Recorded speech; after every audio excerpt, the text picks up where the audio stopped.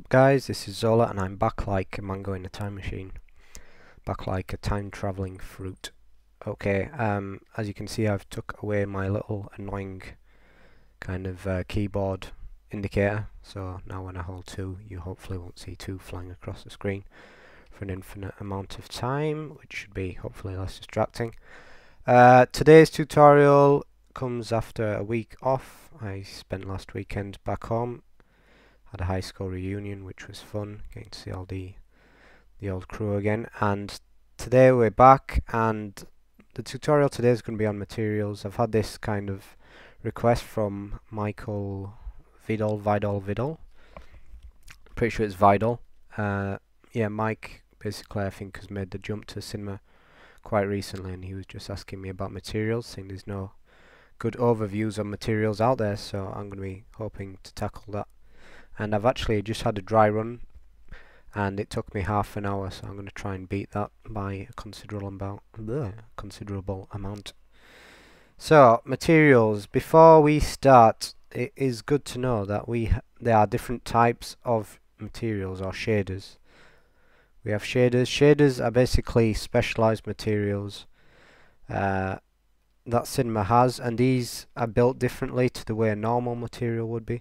If you've ever used any kind of material, you'll know that you have all your tick boxes here and luminance, reflection, etc. But shaders are built differently, and I don't use shaders all that much, although there are some really useful ones. Banji is great for creating kind of glass, and it has basically simplified controls relating to just making glass, whereas here this is an all-in-one material, and you can make basically anything with it, but you might spend longer faffing around to get the look you want. We have Banji, which is wood. Cheen, which is like a cell kind of type material. Daniels, or Danels, as cinema prefers to call them, like a kind of metal. Fog is literally just a foggy material. Mabel is basically marble. I have no idea how they came up with that. It's borderline genius. Nukai is once again a bit similar to Denel, kind of like a stone, I guess. And Pyrocluster is like a cool little cloud thing, which can come in quite useful, I have to admit. So, and you have stuff like terrain, which is, yeah, you can choose Mars. Quite fancy a Mars bar actually. I might have to get involved later on. Okay, let's go to new materials. So just know that those are there, and also if just know that if you go to File, Load Material Presets, there's lots and lots of presets in here, HDRIs, and chances are if you want to make something fairly generic, there might be a good kind of jumping off point in here somewhere.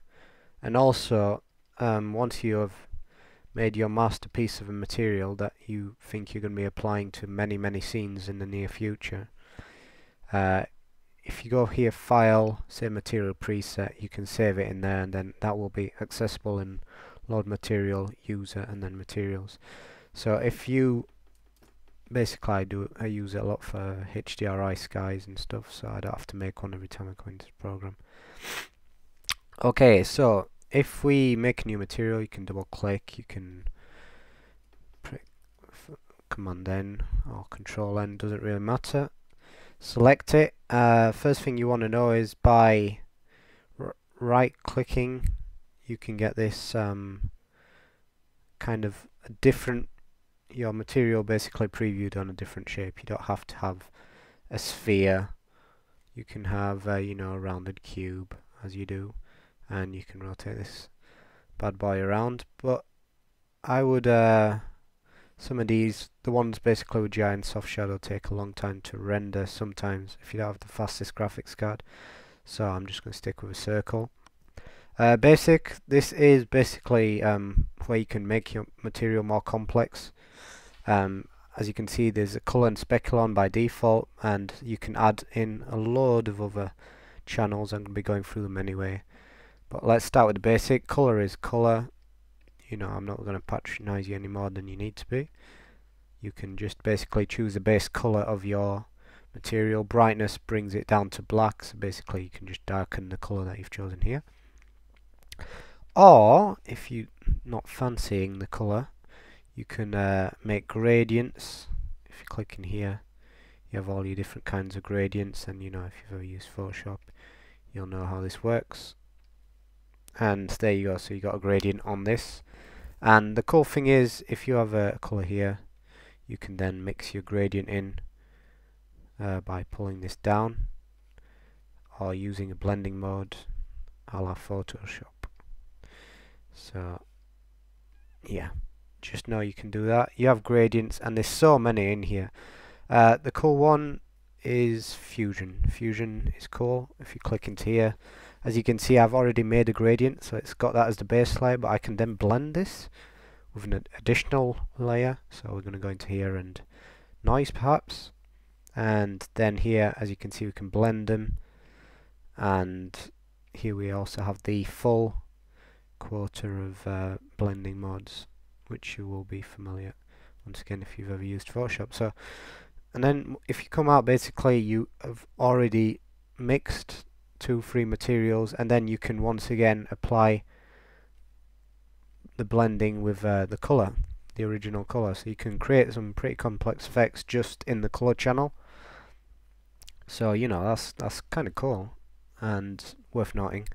If you want to use more than one kind of layer in here, you go into layer, and basically layer, you can basically stack these things on top of each other, like as many as you want. So I'm going to clear this channel for now and go back into here. I'm just going to turn on Luminance, which is basically the big daddy, or the brethren of the color channel. Luminance basically is just color, but on top of here, and also it's not affected by lights and stuff. So as you can see, if I have if I turn Luminance off, if I have the color white, like completely white in here, you'll see we're still getting shadows and stuff. And if you come into Luminance, you can see this is not being affected, and you can mix these. So if we add a gradient to the Luminance here, and I don't know, let's go mad, let's go pink. And as you can see now, I brought this down to halfway, and we're blending the color and the luminance, and you can come up with some really neat effects. Once again, you got the blend modes here, and you know, this is just more play with it and see what you can come up with. So yeah, that's really cool. Moving on, Specular is probably, I've got the wrong color to show you. It's basically the white spot where the light reacts to the material. So by default we have a plasticky kind of look. If you go to metal, you might find that you get basically, metal is very temperamental and usually ends up making your material very dark. If you do want to make a metal, my advice would be more to go for this kind of look. And here you have basically a representation of what your hotspot looks like. So yeah, just know that you can do it any way you want, really. I'm just going to leave this, and you can have basically the middle a lot brighter than the outside, and yeah, that's just the way the specular reacts, like when a light is shone at the material. And yeah, excuse me if I kind of sound a bit under the weather. I have had a cold this week, quite a bad throat infection as well, so I'm just mending slowly at the moment.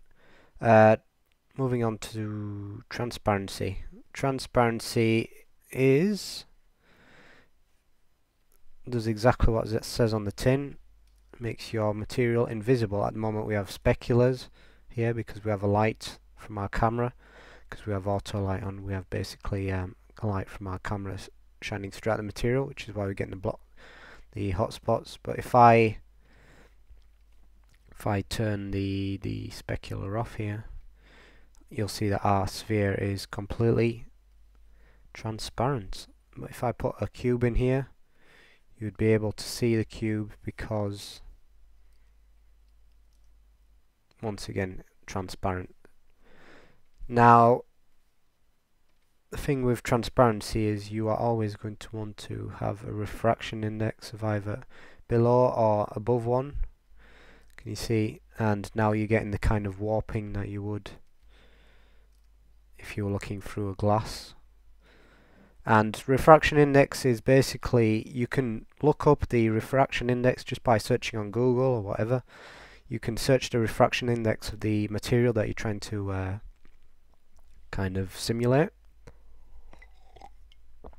So be it water, be it glass, be it resin, doesn't really matter. You can find out, and if you dial that in, the refraction index, then you know that your glass or whatever is going to be physically accurate, or basically as close to accurate as the program can get it. So it's worth kind of noting that. And here you have the kind of reflections. Basically you can have like the reflections when the thing comes out. Once again, that's just one you should play with. You can blur the glass if you want. Be aware that will crank your render times up tenfold. I'm not even joking. And absorption color is basically the color that the material goes when it absorbs light. Might be hard to see here because once again I've not set a scene up properly, because I'm just basically, I wasn't even going to do this tutorial today, but you know, I've got a spare half hour which is now turned into an hour, and here I am. But yeah, basically this is really interesting. If you get visible lights and you put them inside, and your glass will absorb the light will change the color of the glass, and so you can get some kind of basically like a stained glass effect if you play with this, and then you have like the distance that it absorbs it at. So my recommendation is just to play with that, which is my recommendation for any kind of thing that you're trying to learn. Reflection is the big one. Now, one thing that may happen is you might be incredibly confused as to why your thing is black. So we know we've got a black sphere here, you know, and we're going to put a light up here, and we've still got a black sphere because there's nothing to reflect. So what I'm going to do first of all is I'm going to make a new material. I'm going to make a gradient, just to have it circular, and we're going to swap these around like that. Make this more like grey, and well, kind of red, I guess. I'm going to make a background here, so just basically so that we know that the sphere is there. Now the sphere doesn't know about this background, so you know, I'm not going to let it in on that secret. I'm gonna make another sphere, and so now technically this should be reflecting this, although we can't really see that, and that's because first of all I'm going to put this into a cloner object, just so we have lots of spheres to reflect. And we're going to make a grid array, make this 2000 by 2000 by 2000.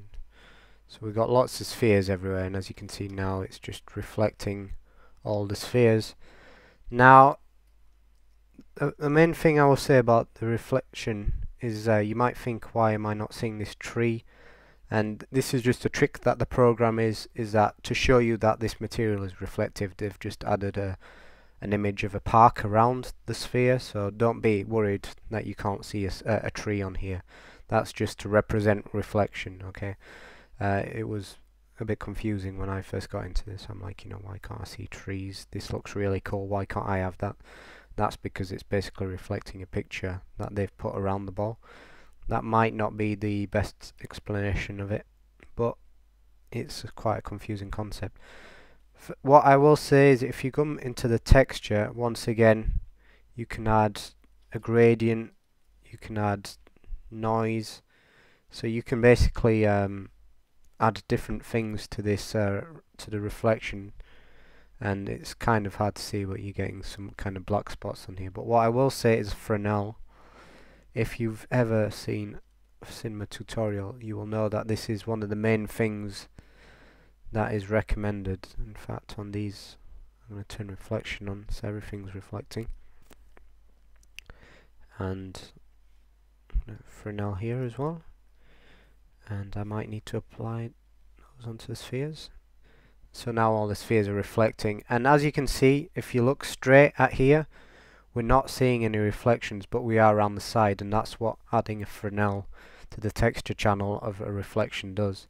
So basically, if you are looking straight at a ball or any material that's reflective, you will see nothing, but you will see reflections around the outside, and that kind of tricks it. Basically simulates realistic reflections, because most of the time, and you can dial this down a bit, so like you can see a bit of reflections right in the middle, and the more you bring it down, the more you will be going towards having this full kind of reflection here. Enough of reflections. Environment is kind of like reflection. I just recommend not using it. There's no point. Basically, if you want to reflect an environment, I suggest just making a sky and then apply your kind of the picture of your environment to let me make material here, go to color. I'm going to load an image. Now actually I'm going to copy channel and paste this into Luminance,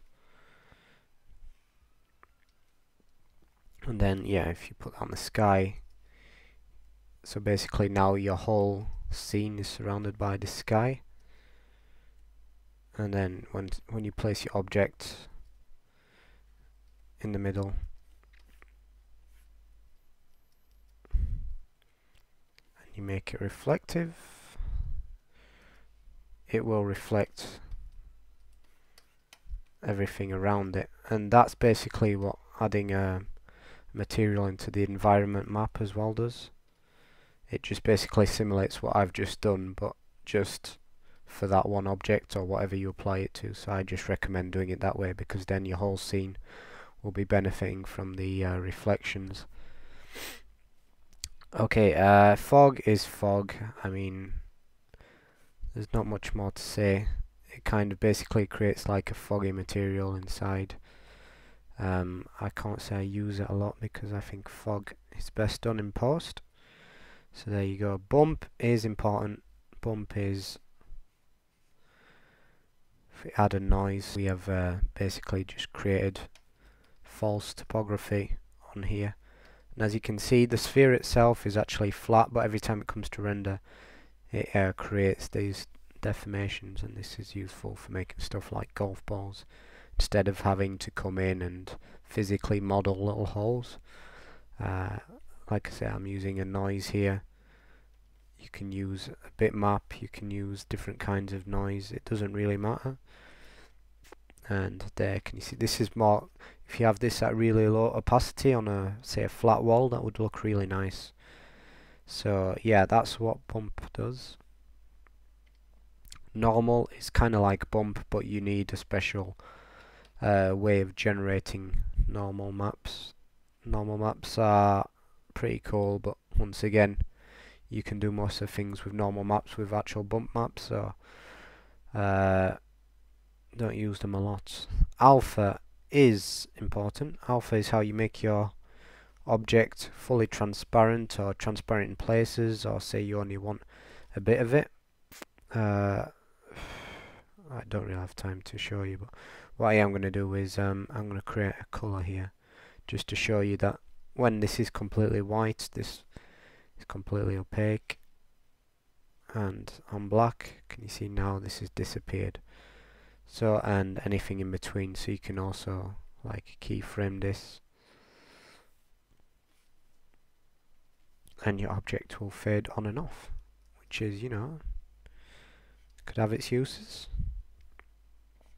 And I've obviously messed up. There we go.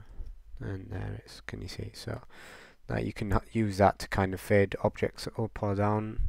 Another way of fading, I'm getting slightly sidetracked here, but fading objects is the display tab, is it? Ghosting. No, visibility, and then you crank that up and down. Basically keyframe this, and then yeah, basically you can keyframe that. So that's two ways of doing it. Don't say I don't spoil you. Okay, what are we on to? Ah, glow, yes. Glow, glow, glow, glow, glow.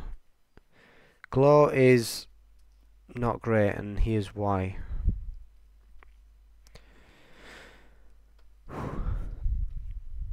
Been a long day. So we have a wall. Let's just say this is a wall or any kind of reflective surface. And I'm going to make black and fully reflective. So we have a reflective wall here. Now this is kind of, and now we have a glowing sphere, and I'm going to emphasize this a bit. I'm going to increase the radius. I think it's the radius you increase. Okay, maybe not that much. Yeah, so basically as you can see, this is glowing, but in the reflections you're not getting that, and that is because glow is a post effect.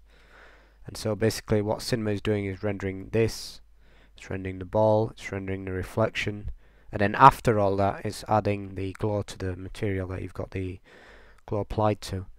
And the thing with that is you will not get glowing in your reflections, so at which point you might as well do it in your compositing programs such as After Effects. So I would seriously kind of recommend staying away from using glow in cinema. That's it really. Displacement is something I covered in a tutorial a few weeks ago, so I'm not going to go back through that. Last thing I will say is you've got the, if you have an animated material, say for example, we're going to come into here and we're going to make noise, and we're going to basically, if you mess with the animation speed, so you have this kind of thing kind of changing over time, and you want it to update on the fly, just make sure you tick that, so that basically it will kind of update in there, and you can see it happening there.